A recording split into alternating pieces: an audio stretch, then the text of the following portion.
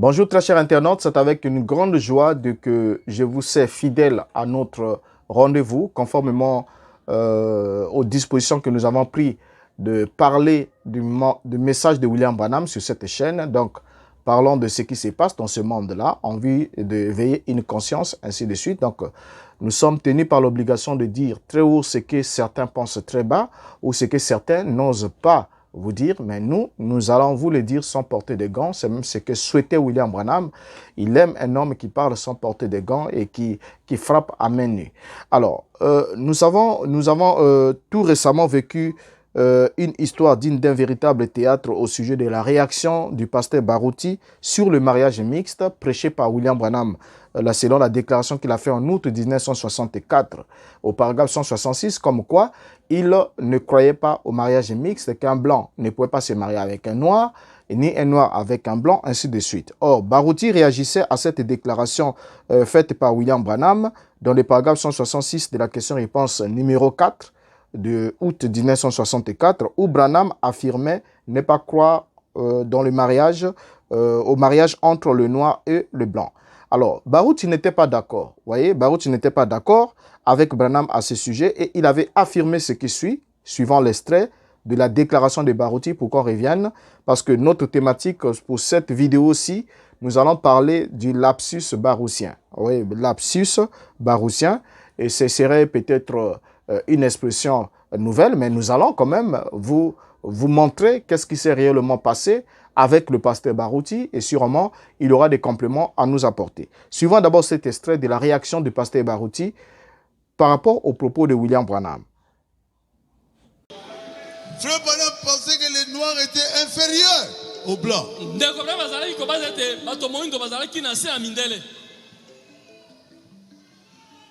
J'ai dit non.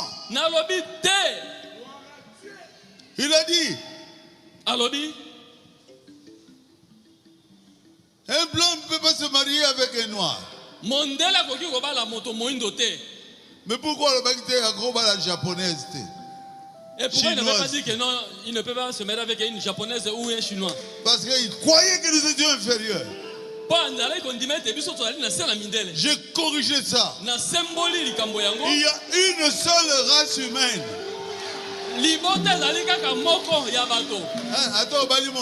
Même si tu épouses un blanc, il vient toujours d'Adam et Ève. Amen.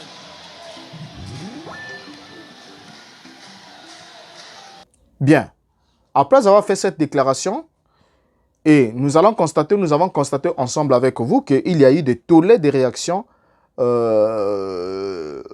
déclenchées par la déclaration du pasteur Baruti.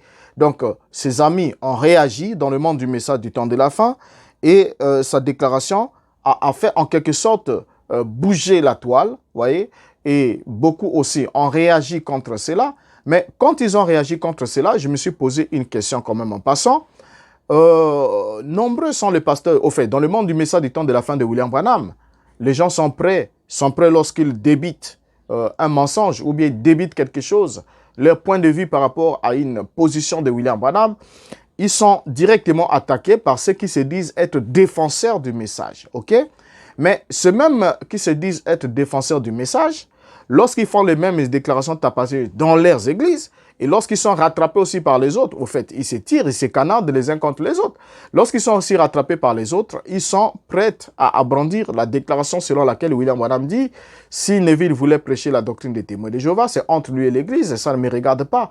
Si l'Église vote et est d'accord qu'il prêche n'importe quoi, tout ce qu'il a dans son cœur, alors libre à lui de le faire. » Alors chacun des pasteurs dit « Non, j'ai prêché ça du haut de la chair de mon Église, donc ça ne regarde pas les autres églises, qu'ils prêchent aussi eux, leur compréhension à eux, ainsi de suite. » Donc, ils se canardent d'une manière ou d'une autre. Chacun se dit être défenseur, protecteur du message, les messages qui sont aussi en train de saboter chacun de son côté. Alors, continuons avec notre sujet ici.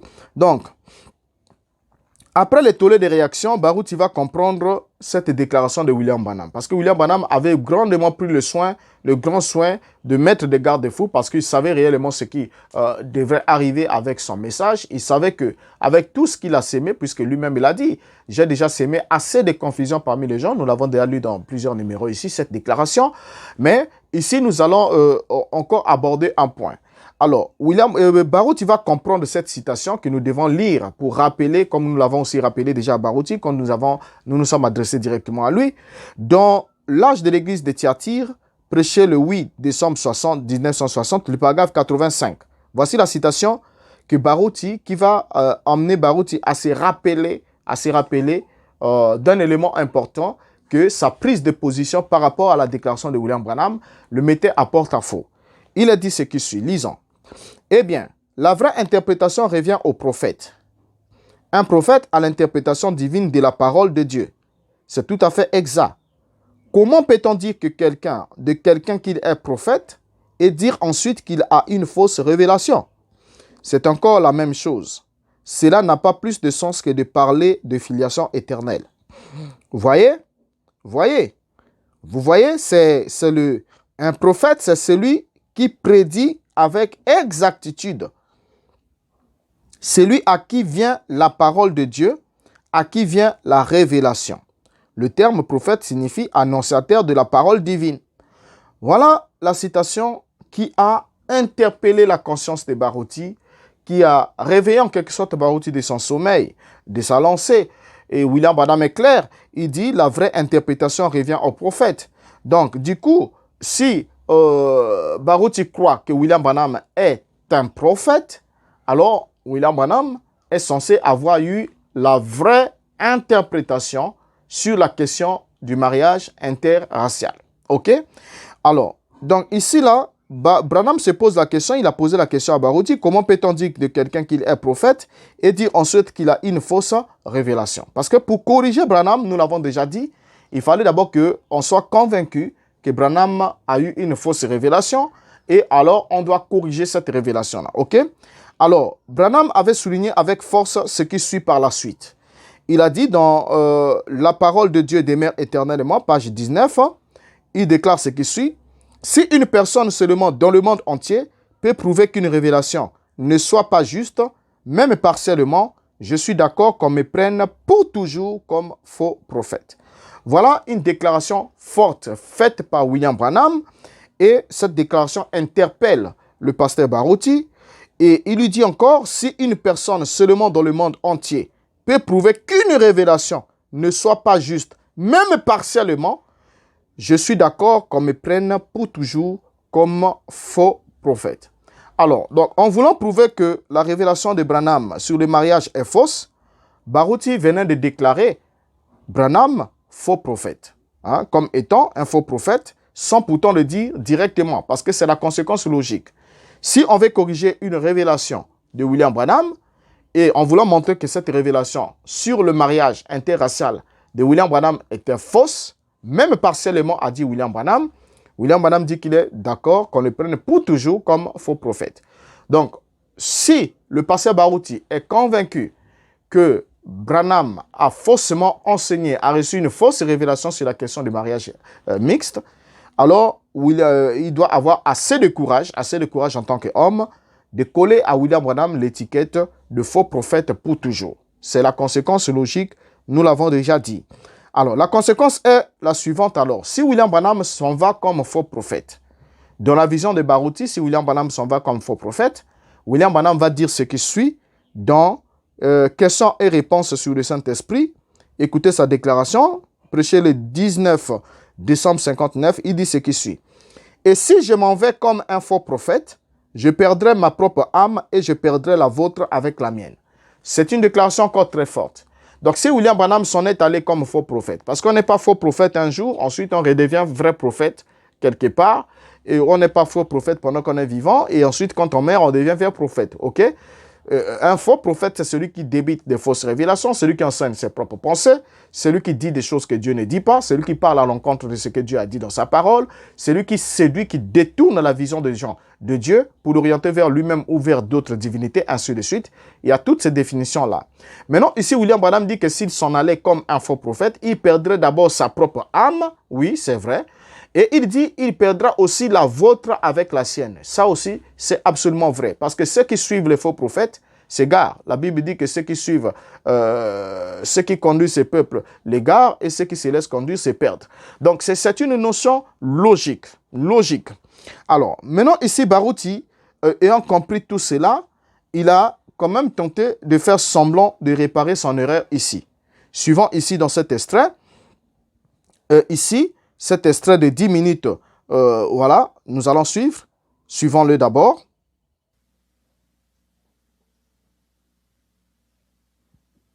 Je voudrais commencer par ce que j'avais dit. I would like to start with what I said. Que j'ai corrigé. J'ai corrigé le frère Branham. Yeah. C'est comme ça que j'avais dit. I would like to start by what I said, that I am correcting Brother Branham. C'est faux. That's wrong. C'est faux, complètement faux. That thing is completely wrong. Je ne voulais pas dire comme ça. That's not what I meant to say. Non. No. J'ai corrigé frère Branham où? I'm correcting Brother Branham. Where do I do that? Je n'ai jamais vu frère Branham. I have never seen Brother Branham. On n'a jamais causé avec frère Branham. We've never chatted with Brother Branham. Je prêcherai cela, je corrigerai cela à Kinshasa. I will make it right over in Kinshasa. Mais puisque nous sommes aux États-Unis, But since I'm standing here in the United States, où vivait notre prophète William Branham, where our prophet William Branham used to live, Nous avons suivi cet extrait. Sur cet extrait, Baruti déclare n'avoir pas voulu dire cela et il promet de corriger cette question une fois arrivé à Kinshasa. Parce que là, il est en train de parler hors de Kinshasa, il est en train de parler de l'autre côté, outre-mer. Maintenant, ici, Baruti nous promet. Il promet que ce n'est pas ce qu'il voulait dire. Et une fois qu'il va rentrer à Kinshasa, il va corriger cela. Il va corriger cette expression-là selon laquelle il a corrigé William Branham sur le mariage interracial, ainsi de suite. Voilà, il a promis. Maintenant, la question, quelques mois plus tard, aujourd'hui, nous revenons avec cette question. Quand est-ce que le pasteur Baruti a-t-il fait la correction? S'il avait fait la correction, je crois que la correction devait suivre le même chemin qu'est passé l'erreur. Donc, l'erreur est arrivée au niveau des ondes, a défait la chronique. Alors, la correction faite du haut de la chair de Baruti Tabernacle devait elle aussi faire la ronde de la toile pour en quelque sorte venir effacer. Parce qu'on ne peut pas salir un linge et on va laver un autre linge. Donc c'est l'endroit où il y a eu la tache, c'est cet endroit-là où on doit mettre, un détergent pour nettoyer. Vous voyez, c'est là où on a commis la faute. C'est là qu'on doit réparer la faute. Et le Christ l'a dit dans le message à l'église d'Éphèse. Souviens-toi d'où tu es tombé et relève-toi et pratique tes premières œuvres. Donc là, il est question de se souvenir d'où on est tombé. Donc il y a un lieu. On ne tombe pas dans un lieu et on va se relever dans un autre lieu. Ok? La procédure, je crois qu'elle est connue. Le pasteur Baruti n'a pas besoin qu'on lui rappelle ça. Donc il a promis ici qu'une fois arrivé à Kinshasa, il va corriger cela. Bon, à ma connaissance, peut-être que c'est déjà fait et je ne suis pas au courant. Mais quand je serai au courant, j'apprécierai. Mais il a promis qu'il devait corriger cela une fois arrivé à Kinshasa. Alors, suivons encore un autre extrait qui continue avec ce que dit le pasteur Baruti, toujours sur cette question de lapsus baroutien. Suivant. une très bonne occasion que je commence ici. so this is a very good opportunity for me to start over here. Praise the Lord. J'avais corrigé le frère Branham. Où? I'm correcting Brother Branham. Where did I do that? Je ne l'avais jamais rencontré. I never met him. Je l'avais corrigé comment? How did I correct him? C'était un lapsus. This was a mistake in how I was speaking. une erreur de langage. That was an error in my speech. Je ne voulais pas le dire comme ça. That's not what I meant to say, the way I said it. Et vraiment, ça fait la guerre dans les réseaux sociaux. In the social media, everybody's talking about it. Malgré cette erreur, Despite of that error, beaucoup m'ont soutenu. many people supported me. Moi, je me posais la question, je dis, ils me soutiennent comment? I was wondering myself, why are they supporting me? Je vois réellement que beaucoup de gens m'aiment. I can really see that a lot of people love me. Yes, yes, absolutely. Oh yes. Même dans une erreur, Even in an error, je suis soutenu. I am supported. J'ai dit, j'avais vraiment dit ça. I said, did I really say that? C'est une erreur de langage. Bien. Sur cet extrait, Barouti vient de nous affirmer que c'était un lapsus. C'était un lapsus, ok? C'est le mot utilisé par le pasteur Barouti pour justifier son erreur, parce que pour lui, c'était une erreur. Donc, il est en train de justifier son erreur, il est en train de faire le mea culpa. Vous voyez même les traits de son visage, comment il est complètement gêné. C'est comme s'il est sous une pression quelconque. Il a subi une certaine pression qui l'a emmené obligatoirement à prendre cette disposition-là. Alors, le pasteur Barouti nous parle du lapsus. Il nous dit que c'est un lapsus. Or, vous savez que le mot français, il y a des mots qui ont été inventés par des hommes. Par exemple, quand on parle de chaînon manquant, lorsqu'on parle d'un chaînon manquant, obligatoirement, on fait référence à Darwin et c'est lui qui a emmené cette expression dans sa théorie. Et lorsqu'on parle du lapsus, on fait inévitablement appel à Freud parce que c'est lui qui a conçu cette expression. Alors, lorsque Barouti parle du lapsus ici, le terme de lapsus a été inventé par Freud. Dans son livre Psychopathologie de la vie quotidienne. Alors, quand Freud a emmené cette expression ou a créé cette expression ou a inventé le terme lapsus, lapsus peut se définir, si l'on suit Freud, comme étant toute erreur verbale ou écrite qui apparaît comme une manifestation de l'inconscient.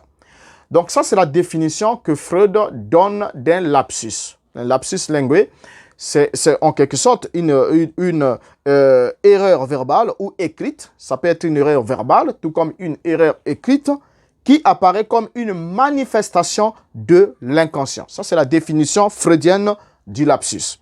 Alors, pourquoi est-ce qu'on fait le lapsus? Le lapsus est défini aussi par Freud. Il démontre que le lapsus est en quelque sorte un acte manqué. Pour lui, Freud, donc l'auteur de cette conception, de ce mot, le lapsus est en fait un acte manqué.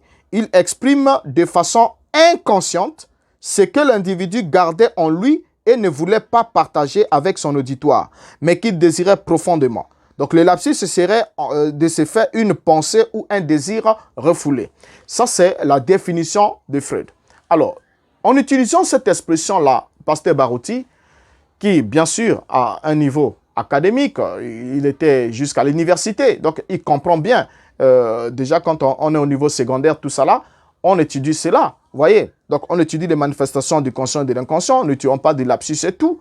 Donc c'est un mot qui n'a pas pris au hasard. Quand il dit que c'était un lapsus, ok, un lapsus, donc il a voulu simplement nous dire qu'il a exprimé de façon inconsciente ce qu'il gardait en lui et ne voulait pas partager avec son auditoire. En d'autres termes, Barouti nous a dit qu'il n'était pas d'accord avec William Branham et qu'il savait que sa déclaration était fausse, d'interdire les mariages entre le noir et le blanc.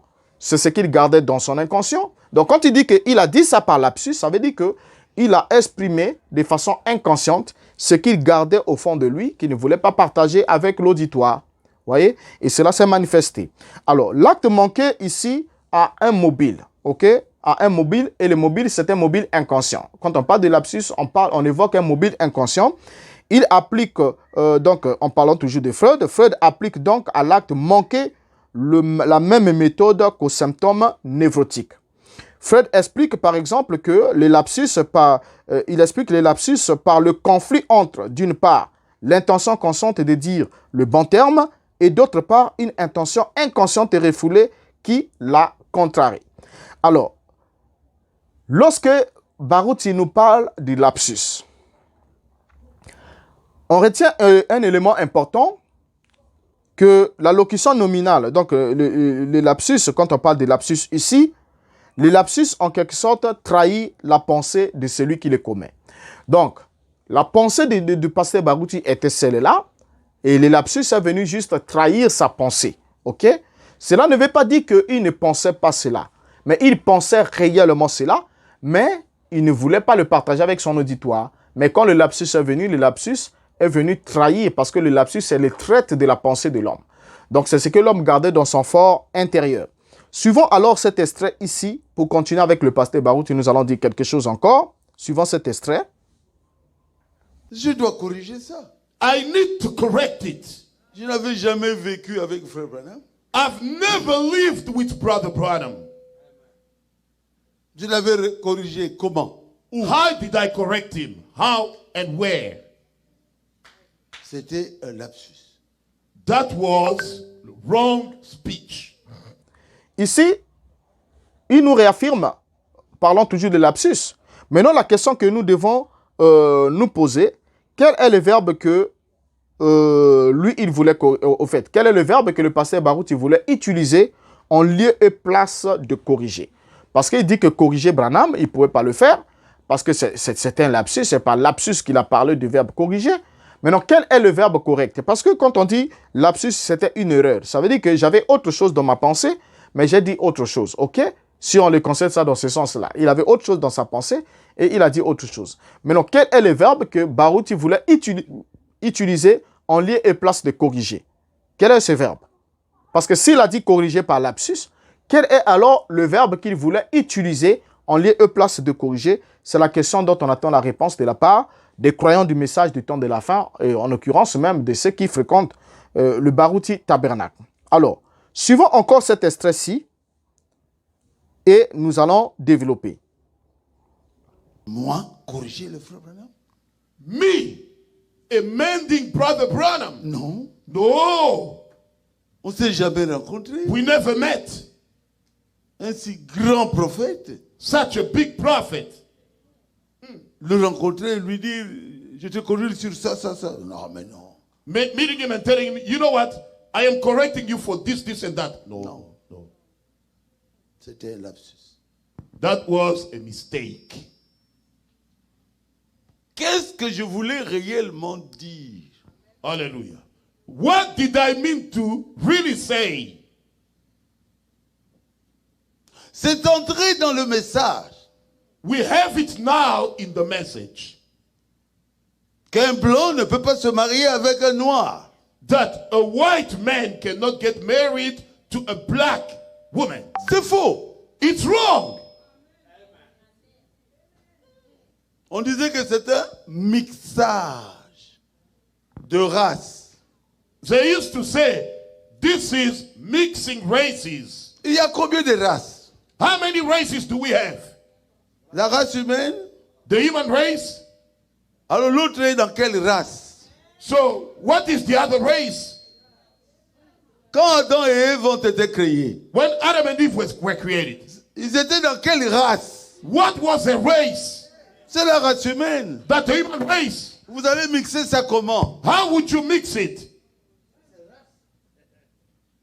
Même si vous vous mariez avec une blanche, Even when you get married to a white woman. c'est normal. It's normal. Pourquoi? Why? Nous sommes de la même race. We are the same race.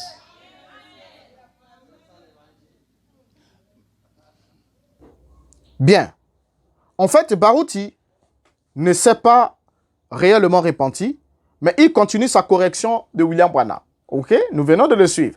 Il ne s'est pas réellement repenti, mais il continue la correction de William Branham en soulignant qu'il était faux d'interdire le mariage entre le noir et le blanc. Donc, il n'y a pas de mea culpa, parce qu'il continue. Il affirme bien, nous venons de suivre l'extrait, qu'il était faux d'interdire ce mariage-là. Il était faux. Alors que William Branham dit que le mariage ne doit pas être faisable, il n'est pas faisable.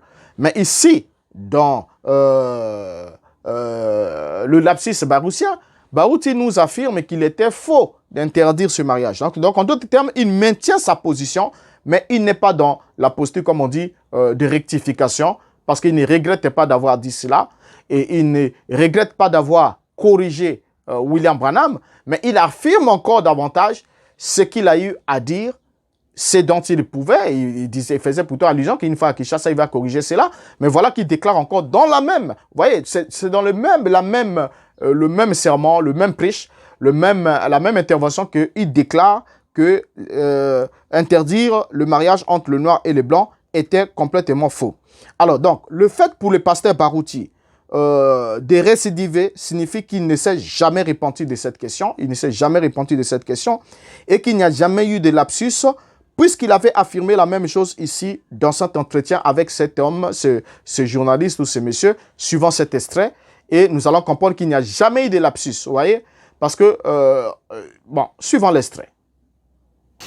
Bon, pasteur, hier, dans votre église, il y a eu quelque chose qui circule maintenant sur le réseau, un conflit interracial.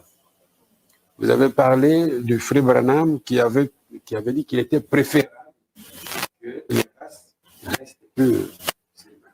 Mais vous avez dit hier que vous avez corrigé ça.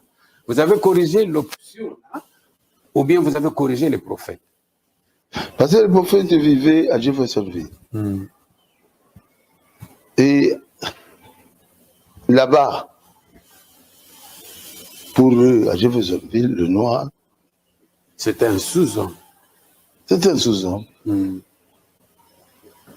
C'est clair, quand vous prenez le pont là, vous arrivez à Louisville. Je suis allé plusieurs fois à Jefferson. À Louisville, c'est là où se trouvait Cassius Clay, appelé aujourd'hui Mohamed Ali. Pourquoi? Ils ne voulaient même pas les noms des Blancs. On n'aimait pas des Noirs. Pas du tout. Les Noirs étaient des sous-hommes. Et Frère Branham m'a dit, pourquoi vous vous alarmez comme ça? On dit qu'on ne peut pas aller dans les écoles des Blancs. Faites cela.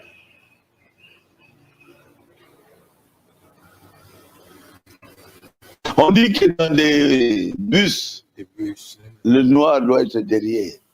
Il n'y a aucun problème. Hein? Moi, je dis, il y a un problème. Parce que, Frère m'a dit, Dieu ne veut pas le mariage interracial. Alors, j'ai corrigé ça à ce niveau-là. Nous tous, nous sortons là-dedans. Donc, il n'y a pas de mariage interracial. C'est ça. On ne mélange rien. Nous tous, nous sommes humains. On peut se marier. Oui. Un blanc peut se marier avec un noir. Oui. Alors, on donc, dirait... Je vais aller encore plus précis. Un jour,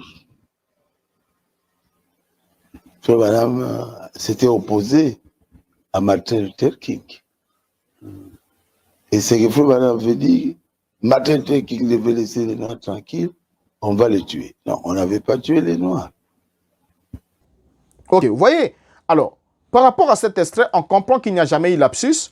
Et ceux qui disent que voilà, c'est un héros, moi j'ai suivi même des gens commenter sur la toile que voilà, c'est un brave homme, voilà, il s'est repenti, voilà, c'est un esprit humble, voilà, il n'avait pas voulu corriger Branham, patati patata. Ils se sont arrêtés là quand il a dit comment puis-je le corriger. Je n'ai pas voulu le corriger, c'était un lapsus. Les gens se sont arrêtés là, ils ont couru. Ils n'ont pas suivi tout les déroulés pour comprendre que le monsieur gardait sa position en qualifiant toujours de faux le fait d'interdire le mariage entre le noir et le blanc. Et ce n'était pas un lapsus puisqu'il a répété ici avec le journaliste la même expression en donnant même plus de détails comme quoi le noir était sous-estimé, tout ça là. Il a entièrement raison dans cette prise de position. Mais le problème, c'est lequel? Le problème, c'est que les prédicateurs du message au lieu de dire la vérité aux gens. Donc, ils ont compris qu'il y a beaucoup d'écueils, il y a beaucoup de people, il y a de tout et de n'importe quoi dans le message de William Branham. Et ils comprennent alors qu'avec l'évolution de la connaissance spirituelle, l'augmentation de la connaissance, l'éclairage et tout, il est alors suranné de continuer à prêcher un message obsolète avec de fausses déclarations et tout. Donc, ils ont compris que Branham a enseigné des faussetés. Ok? Ils sont nombreux dans les messages de Branham qui ont compris que Branham a enseigné des faussetés sur beaucoup de points.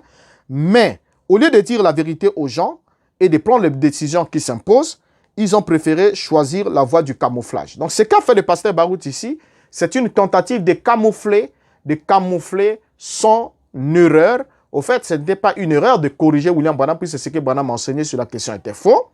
Mais il a voulu en quelque sorte user des camouflages, ok? Du camouflage, en voulant se cacher, mais tout en gardant sa position, en voulant dire non, mais je ne voulais pas corriger Branham. Mais on finit que c'est faux d'interdire le mariage. Donc, on continue dans cette même lancée de la correction de William Branham. Donc, au lieu de dire la vérité aux gens, comme quoi William Branham a enseigné de fausses révélations, donc il est parti avec l'étiquette d'un faux prophète pour toujours, ils ont préféré choisir la voie du camouflage, mais les voici aujourd'hui rattrapés par leurs propres mensonges. Et comme vous le savez très bien, comme je le dis souvent, la chose la plus difficile à faire, c'est de défendre un mensonge lorsque la vérité a déjà fait surface. Alors, je vous prends congé pour ce numéro-ci et vous dis au revoir. Je vous donne un rendez-vous pour un prochain numéro. Si vous avez aimé la vidéo, partagez le lien. Ne manquez pas de liker, ne manquez pas de vous abonner sur la chaîne si ce n'est pas encore fait. Et si vous avez aussi des suggestions, faites-le nous connaître en commentaire. Nous sommes là avec vous et nous attendons aussi votre soutien d'une manière ou d'une autre, que ce soit par des prières, par la logistique, par le partage de la vidéo ou par le partage de liens. Et cela permettra d'agrandir l'audience de cette chaîne et permettra aussi à ceux qui sont au loin d'entrer en connaissance de beaucoup de choses que le pasteur ne peut pas et ne vont jamais leur dire du haut de leur chair, mais qui sont pourtant des vérités qui peuvent et même toucher du doigt afin de prendre conscience du chemin sur lequel ils se sont engagés. Alors, je vous dis au revoir et vous donne rendez-vous pour un prochain numéro. Et jusqu'à là, ma prière, comme toujours, est que Dieu vous garde. Merci.